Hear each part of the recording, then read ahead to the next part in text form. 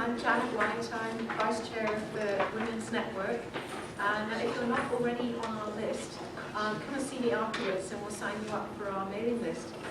It's my great pleasure to introduce our speaker this afternoon, Cynthia Burnham. Cynthia is an author, a consultant, a leadership coach, and she has a wealth of experience. She's worked as a senior vice president in the financial services industry, and she's the author of a book, The Charisma Edge, which is all about charisma and leadership. And there are actually copies for sale at the back if anyone is interested in the right one. So Cynthia is going to talk to us today about how to be yourself, but not just yourself, how to be the most powerful self that you can be.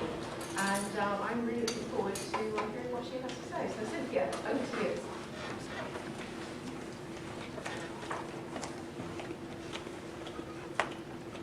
A few months back, I was delighted to be watching a wonderful panel of people who were talking and giving advice around the topic of leadership and career development and how you can really make the most out of everything possible that you might want out of your own career.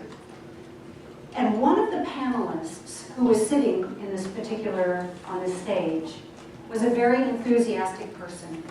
And she kept saying that the best advice that she had ever gotten was to just be yourself. Just be yourself and everything will be great.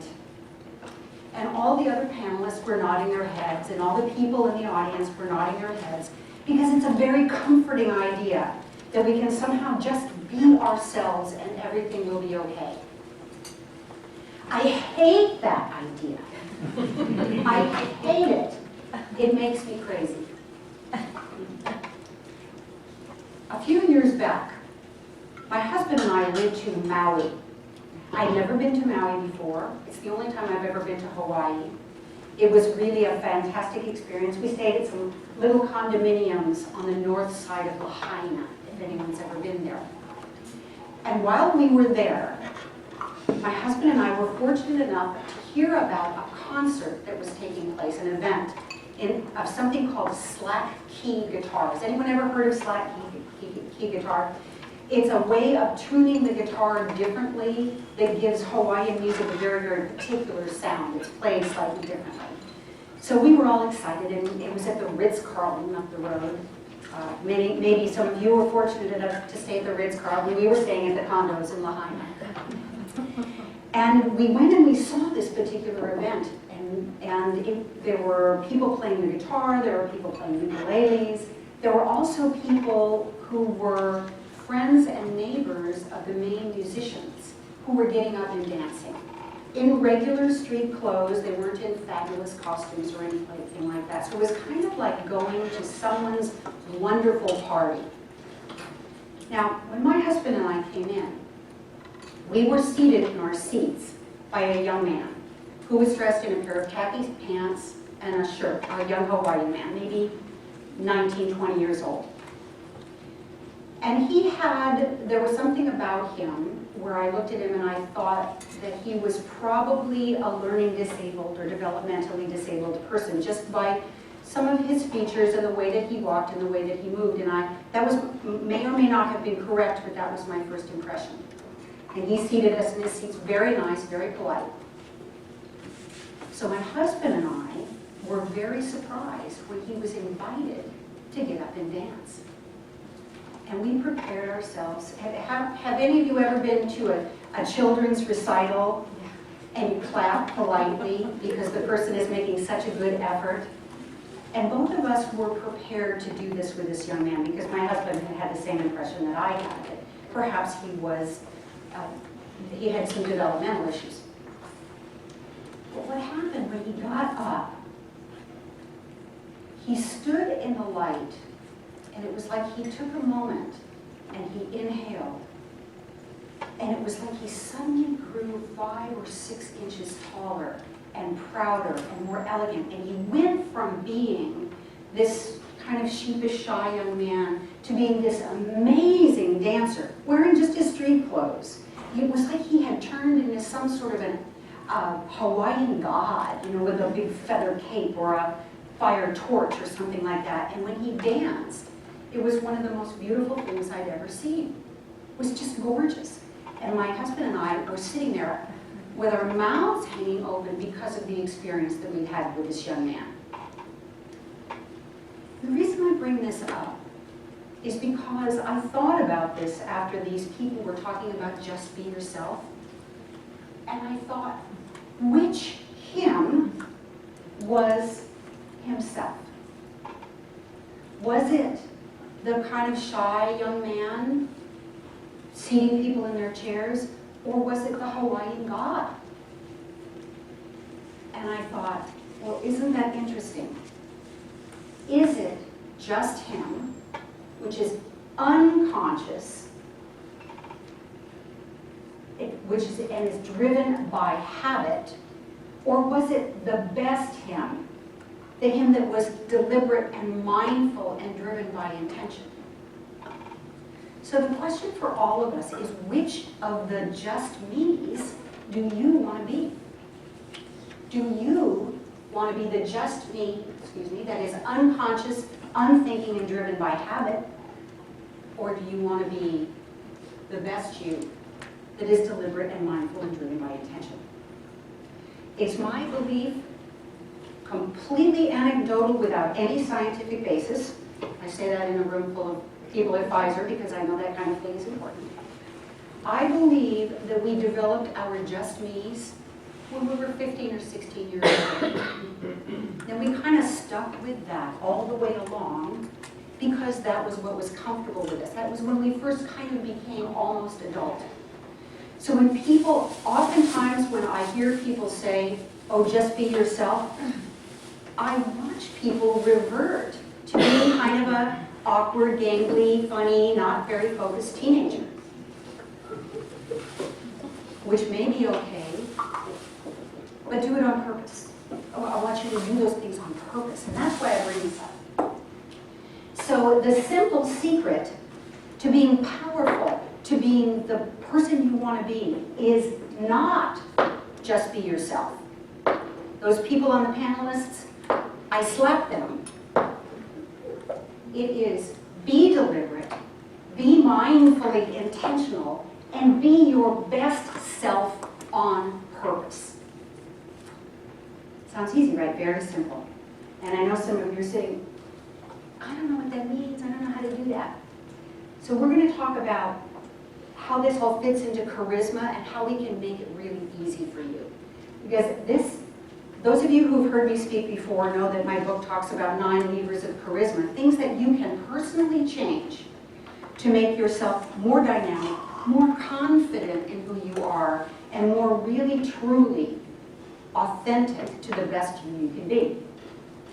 Today we're going to talk about attitude and identity and how that fits in with being deliberate. Because the only person you're destined to become is the person you decided to be. Ralph Waldo Emerson, the famous American writer and philosopher from the late 19th century. So be deliberate, be mindfully intentional, be your best self on purpose, and I promise you, I am going to give you the simplest of simple techniques that you can use immediately, you can put into your life today, this afternoon, as you walk from this room. They're easy. You'll be surprised how simple they are, and you'll say, those are so simple. And I'll say, yes, they are. Why weren't you doing them the rest of your life? So, Anne Frank said, how wonderful it is that nobody need wait a single moment before starting to improve the world. And the same is true for you. So my goal is to help you find those particular pieces that allow you to be most powerful, confident, and deliberate as you move forward. Fair enough? Anybody doesn't want that? You can go and have lunch out there in the nice studio, it'll be fine. Okay. So the first thing, some people say, what do you mean by being mindfully intentional? And I have my dictionary. And if you look up intentional in the dictionary, oops, if you look up mindful, mindful means conscious or aware of something. And an intention is the thing intended, an aim or a plan. So that's what we're talking about. I'm not talking about some of you think of mindfulness in terms of yoga or in terms of meditation or in terms of some of those kinds of things. I'm using it in a much simpler sense. I'm using it in the sense of being aware and conscious in what you do and what you choose. So a mindful intention is an intention that deliberately, consciously creates a mindset and a plan for how you show up in the world. So when we're talking, this talk is on mindful intentionality, this is what I'm talking about. How do you stay conscious? Now, I'm going to show you some reasons why being intentional and setting intentions are really important. And for this, I'm going to do a little exercise, and for this I need 4 people who are willing to play a little game with me. I think 4 will do it. And you don't have to say a word. Okay.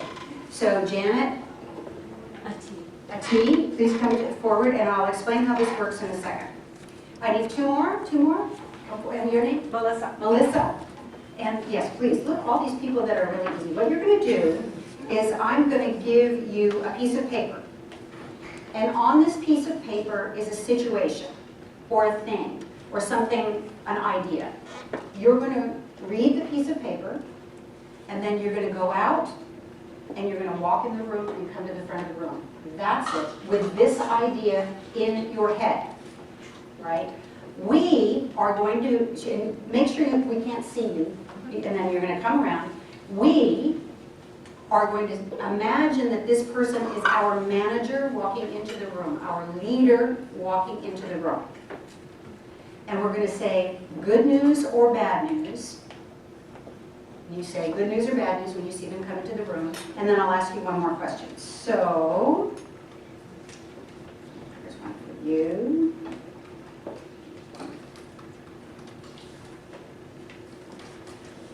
There you go.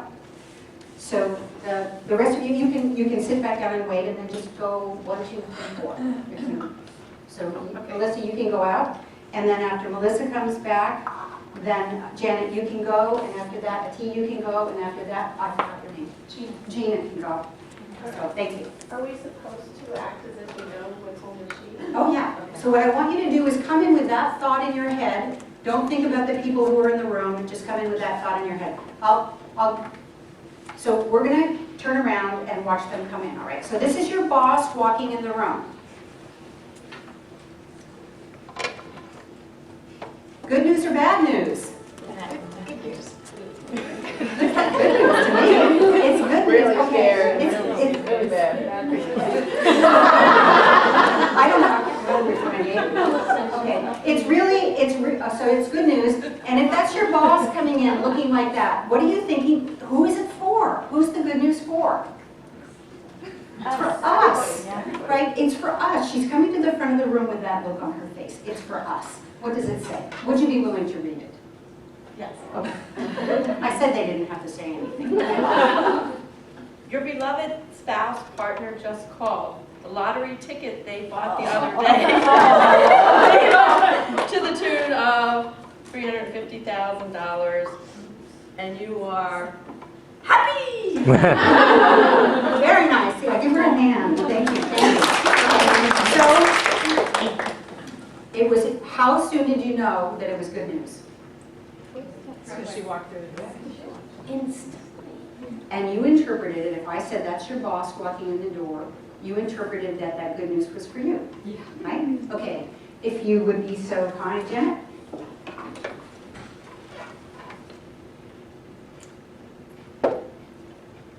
Uh-oh. Good news or bad news? Bad. And who is the news for? It's for us, right? What does it say? Well, not exactly. Oh, good. Great news! Your department is moving offices into a wonderful new space, brand new, light and airy, state of the art. Your group will be delighted. It's great for everybody. except you. It will increase your commute by 20 minutes in each direction. So did you see you could see it was bad news, but that also could you see that there was some ambivalence in it? It wasn't totally bad and it wasn't totally good, right? Instantly you knew that it was kind of not great news rather than terrible news, right? Aren't you marvelous people to be able to perceive that so quickly? Fabulous, wonderful. A team, if you would.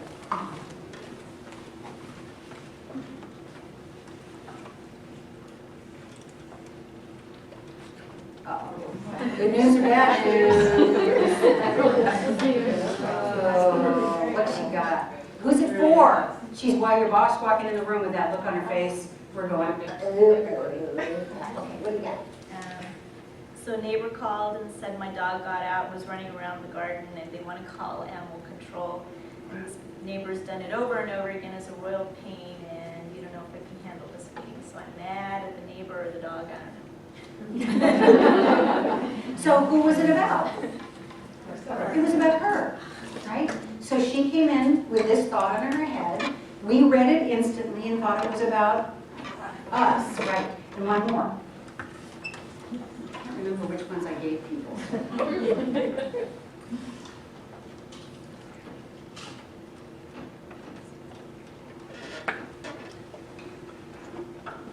Good news or bad news?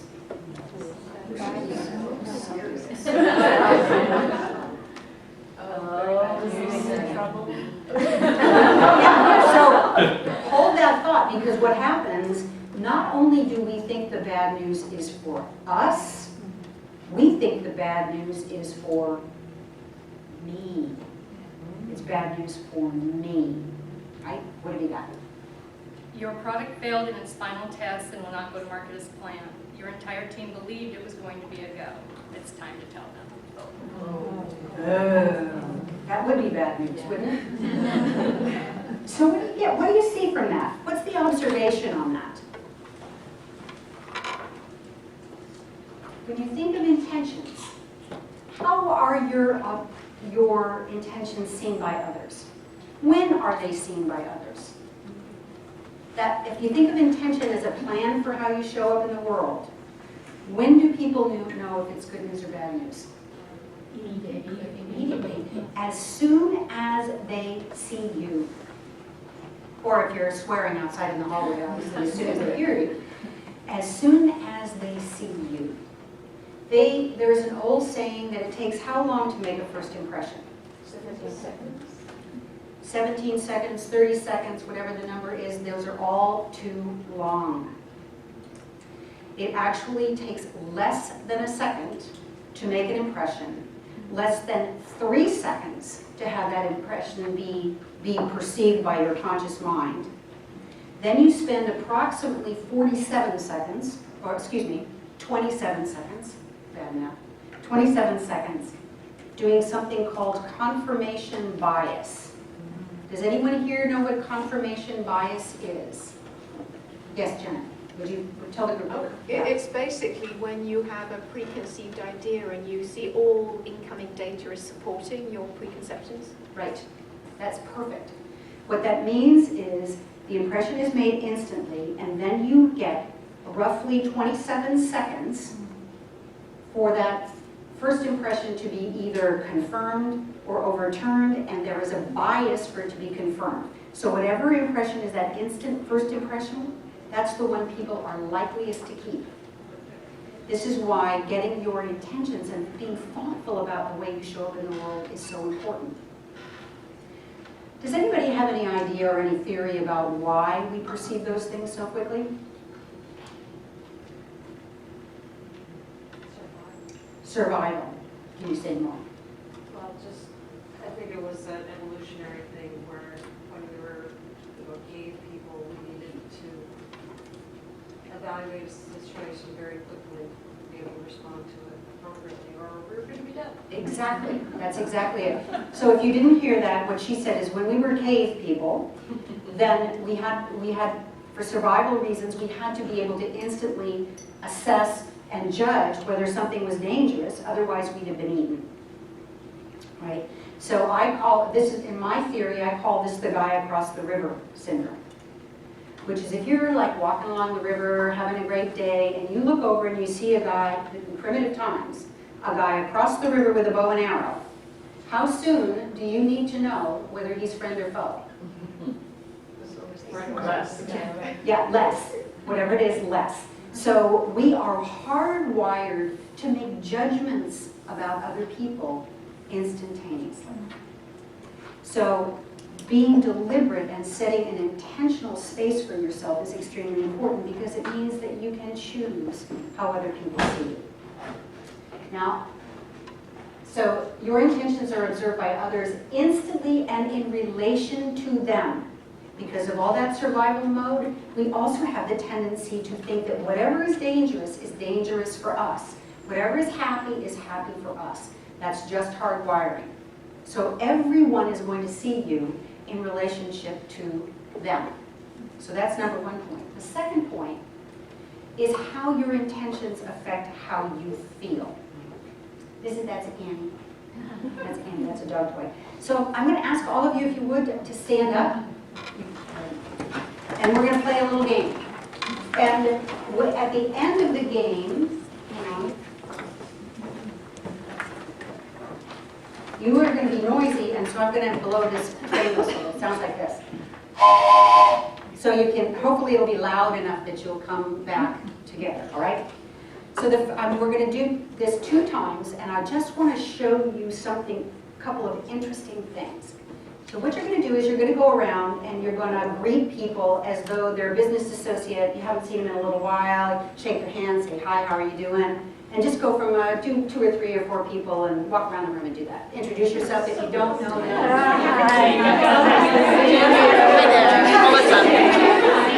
Hi White, nice to see you. It's Cardi. How about you? Oh, great. Hi. Hello. Good to meet you. Hi, I'm Greg. Nice to meet you.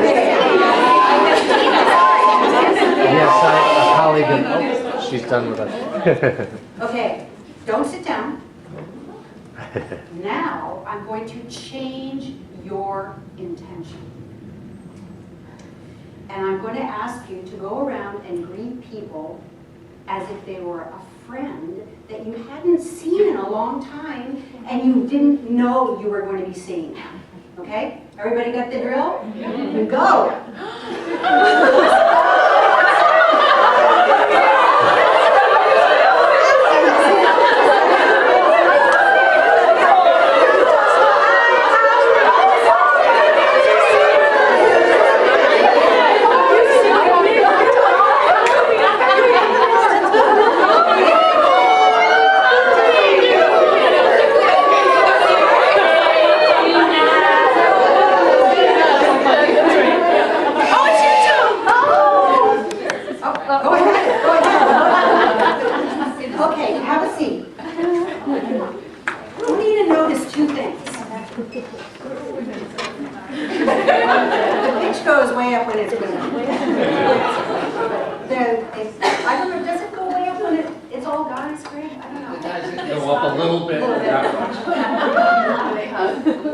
Sometimes they do. They do the bro hug. So the reason that I point that out is for 2 reasons. First of all, how easy was it for you to shift your intention? Very easy. So this is all about how making things easy on yourself. I also want you to notice how you feel in your body right now. You feel energized because you created an intention and your body aligned with the intention. Many of you feel as if, I really did. I feel really happy because I really did just spend some time with a really good friend that I hadn't seen in a while.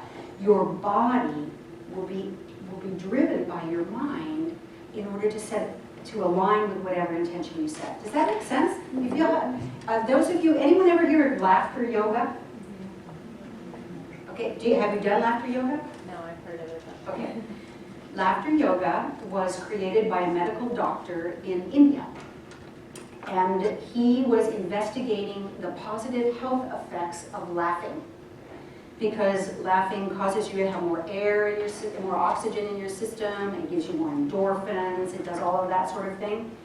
So he was trying to figure out how could you laugh more in your lives. And so initially they started joke clubs.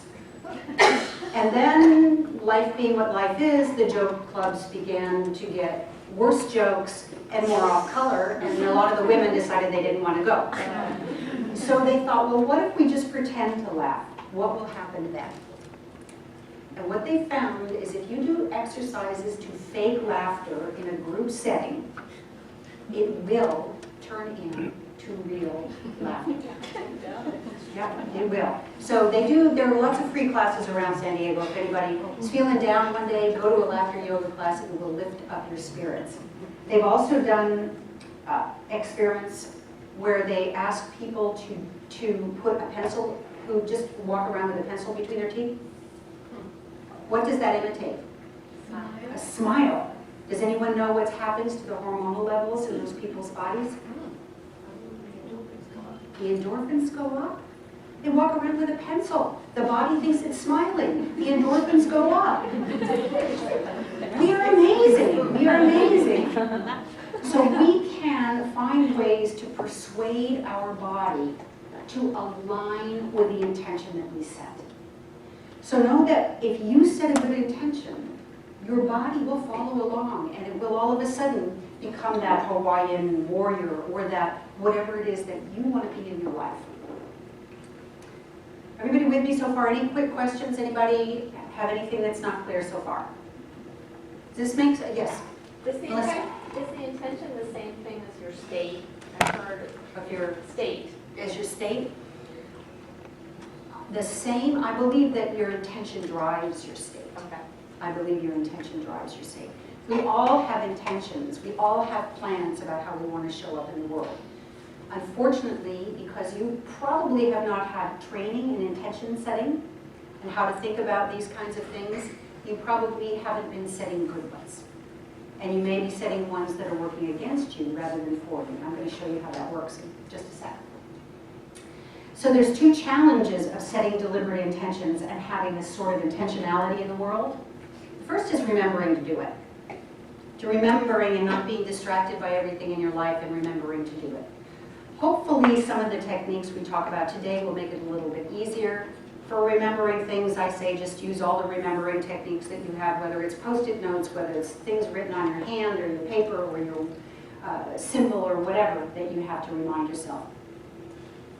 The other hard thing about it is that it's hard to set a good, deliberate intention that you can live with and feel good about. That doesn't seem fake or weird to you. Like, if I said, okay, you're all going to set the intention, I'm going to be the king of the world. You roll your eyes at me, and then you go, and you do something that was fake and overdone and that wasn't true to who you are as a person in your best and most aligned self. So I'm going to show you how to do that. First, before I do that, I want to define that there are two kinds of intentions that we're going to look at. And those two kinds of intentions are driven by different parts of the brain, and so you have to work with them differently. The first kind of intention is a general intention. A general intention is like learn to drive a car. That is a general intention. Make sense? Learning to drive a car is a very complex series of actions, but the intention to learn to drive a car is a general intention. With me? The second is a specific intention, such as look in the rear view mirror, which is a piece of the larger general intention.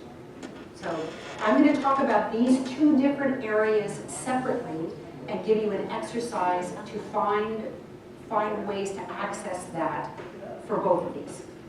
Okay? So first, we're going to start with the general intentions because they're the higher level. You have to decide to learn to drive a car before you worry about learning to look in the rear view mirror. So we're going to start in that particular one. And those particular kinds of intentions tend to be in the higher cortices of your brain. So we probably have a lot of scientists in the room. Do we have any neuroscientists in the room? Just checking. I just always say when we talk about this, when I talk about the limbic system area, I know it's not really a system. It's an area that's kind of the old brain that's conglomerated together. Does anyone not understand, would anyone like a way to teach your children how the brain works? I've done this in the classes before, some of you have seen it. Oh, we're going to and your husbands, or spouses, or partners. Okay, put your hand like this. And this is a kinesthetic memory device. And then put your finger on your elbow and imagine this is your spinal cord.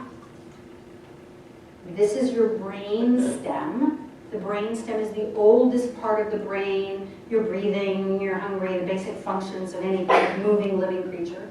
Then there's an area here, which we call the limbic system, which is a conglomeration of old organs, which is the old mammalian brain. Reactive, present, focused, reactive, and emotional. And then on top of it, put your hand on top just so you can remember this for your kids and your husbands and your spouses and significant others. This area is the newest part of the brain. Cerebral cortices are the newest part of the brain, and actually the neocortex in humans is 90% of that, and it's the newest part. Neo means new. Everybody got it? So you know the basic function. All right, so the cerebral cortex is where you sit, the conscious you, the driver sits.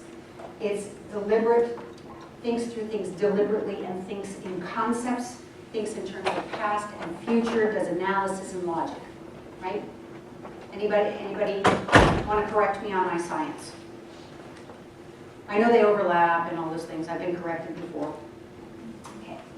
That particular area is the area that drives your identity, that conscious area.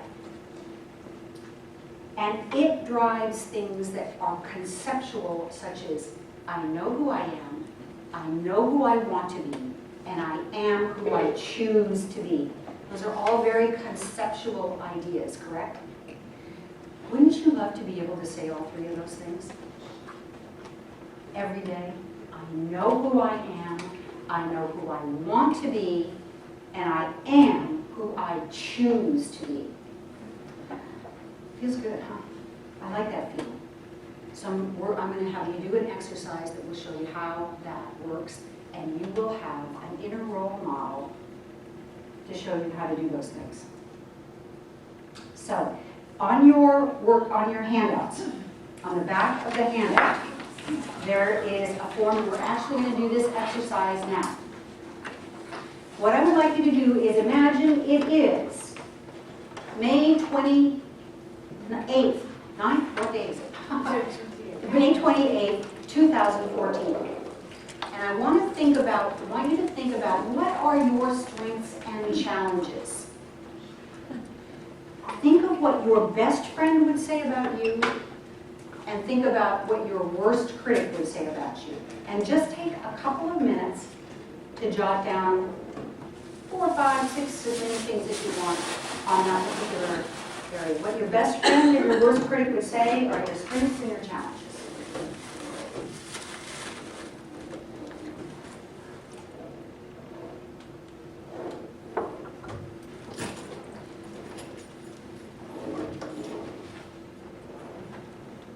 There's my brain. Lots of brain.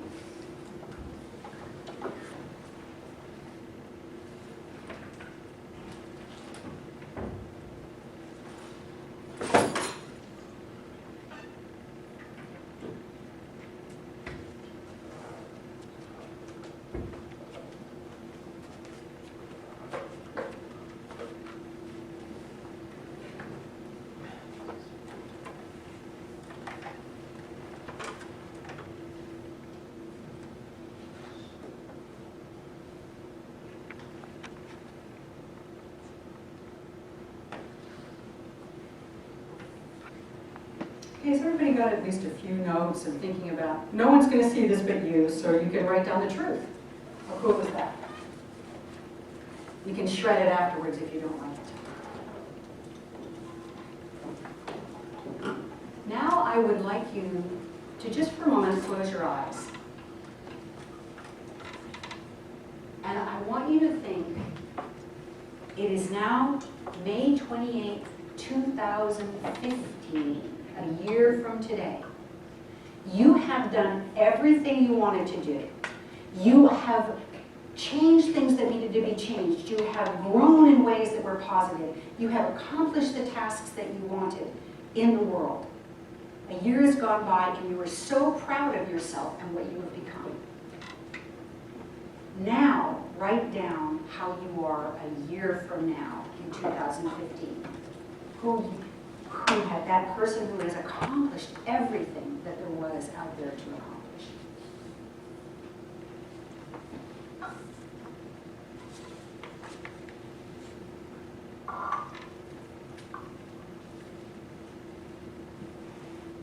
What are they saying now?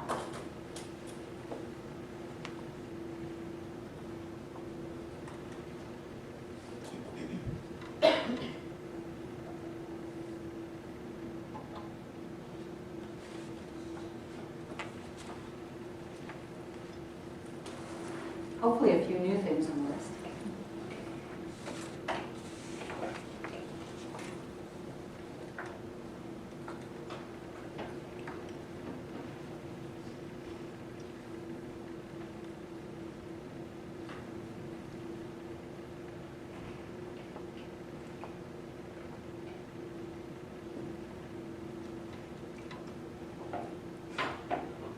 Okay, pretty cool person a year from now, huh? Write yourself down some notes. What did you change or add? What are you doing? What are you doing differently in 2015 than you're doing now? What are you better at? What have you left behind? What have you changed?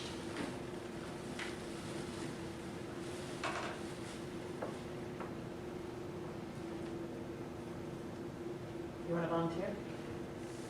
Or is it for us to think about? For you to think about and make notes on.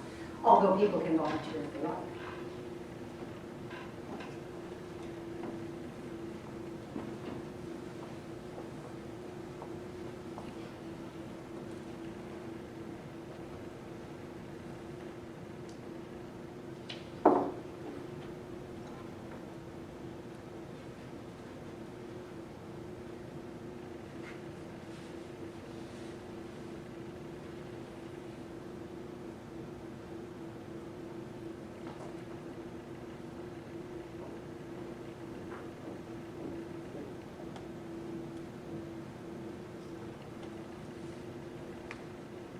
Aren't you wonderful?